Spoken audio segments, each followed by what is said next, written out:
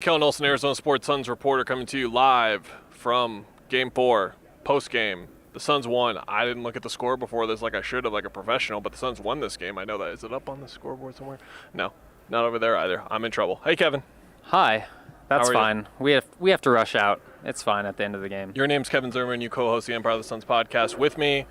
What did you think of the game tonight? The Pushbia game, the Landry Shamet game, the Nikola Jokic 50-burger game, the Devin Booker is the best son of all time game. What did you think this game was? All of those things. It was. Cheap answer, but, I mean, I think I've spoken to two people so far who have said Devin Booker went 20 for 25. He probably won't do that again. He's a great player. 14 of 18, 19, something like that? Did you see Shaq after? Yes, he did the Shaq meme. I owe you an apology. Yeah. Excellent stuff. But, I mean, it kind of had everything. I think that was just a masterclass on both teams' end of two really good offenses. I tweeted, are there two better just I want to score right now guys in the NBA who can just get off a shot between Jokic and Book? I don't know. And Kevin Durant had a good game too, and he should be in that conversation. When we talked 2 weeks ago after like Game 3 or Game 4 of the Clipper series, I can't remember what game it was. I remember you and I were talking about Devin Booker, and I told you, like, I don't want to sit here and say this isn't sustainable because I don't know. I haven't seen this guy before. And here we are. Not only the minutes thing, which, by the way, just keeps happening, and he keeps, like, there was a play where he sprinted it up in transition. Jamal Murray was doing his tire jog, and I was just like, he's just, like, on a different planet right now. And I don't know.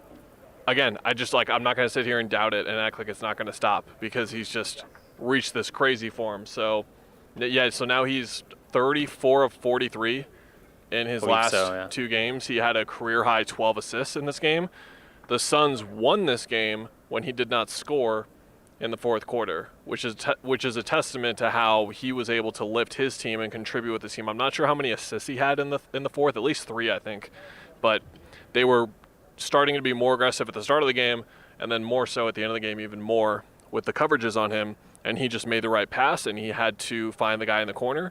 The guy in the corner on the wing this game was Landry Shamet, and he had his best game as a Phoenix Sun by a mile. Now, Landry has had a handful of scoring explosions before because he is a excellent three-point shooter. I know a lot of people watching at home right now are like, what? Because they see Landry Shamet out here. They didn't see Landry Shamet before this time in Phoenix. They don't see him after practice like I do when he just makes every single shot that I pretty much see. He's a phenomenal shooter. Mikal Bridges tweeted out, like, I just know how hard that guy works. Like, it's to Mikal's point of eventually the hard work is going to come to fruition at some point. And it did for this one game. He hit 5 threes. He had 6 field goals. He had 6 field goals coming into this game. I believe Dwayne Rankin told me after the game it was 14 total points for him in the playoffs coming in, and he had 17 tonight, I believe. Just a monster game from him, and it just kept building up. He let out a couple of screams on the court behind us, and that was the point when he got to 11. I was like, okay, he's got 11. Let's look at the other side. Who's the third highest scorer on Denver? It's Aaron Gordon with 11. And it's like if this is the series that Denver is going to play, where they're just going to have their 2 stars trying to outduel the other 2 stars, they are not going to win this series. They need contributions from everyone. I know that's not what they're trying to do, but at the same time, Kevin, a lot of possessions of Jamal Murray just dribbling, and a lot of possessions that are just Jokic scoring, and the Suns being not okay with 50, but they'll take it in this kind of situation for sure because they won the game. I think that's what Book said. Or Durant, I'm not sure. One of the two of them said to the effect of, like, well, we won. Like, we'll take it.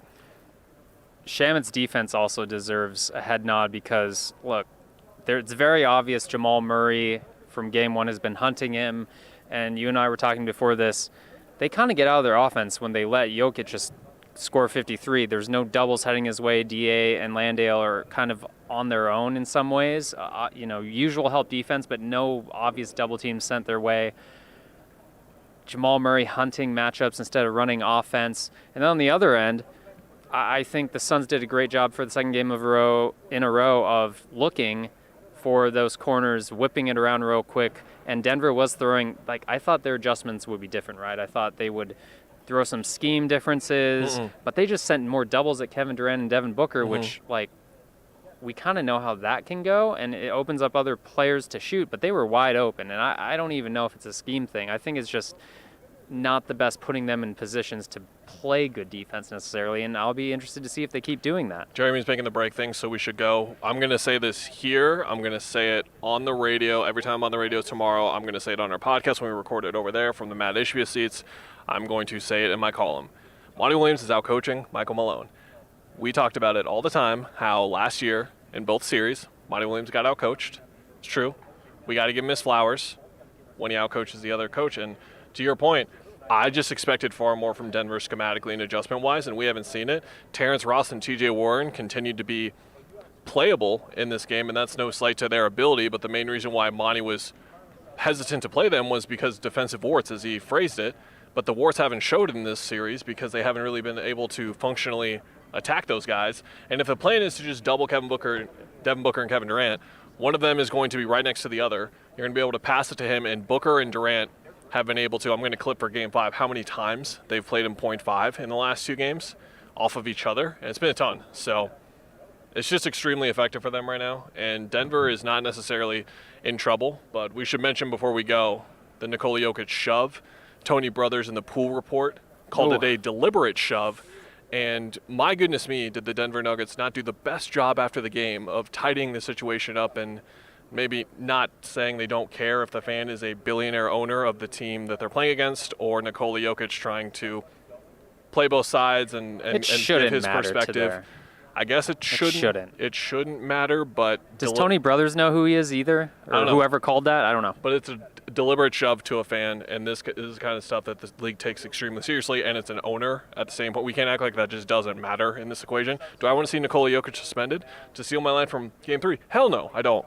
This has been awesome basketball, and he's been playing out of his mind right now, and this series would get tarnished by that. But he says he got pushed first, for the record. Can't do that. We'll see. We will see. We'll be back for Game 6 doing this, but we'll be back tonight on ArizonaSports.com with a bunch of other stuff and a bunch of stuff going up there. Sorry, I rambled too much, Jeremy. I'm sorry, and I'm rambling here still. I'm sorry. Got to get out. All right, well, we're gone.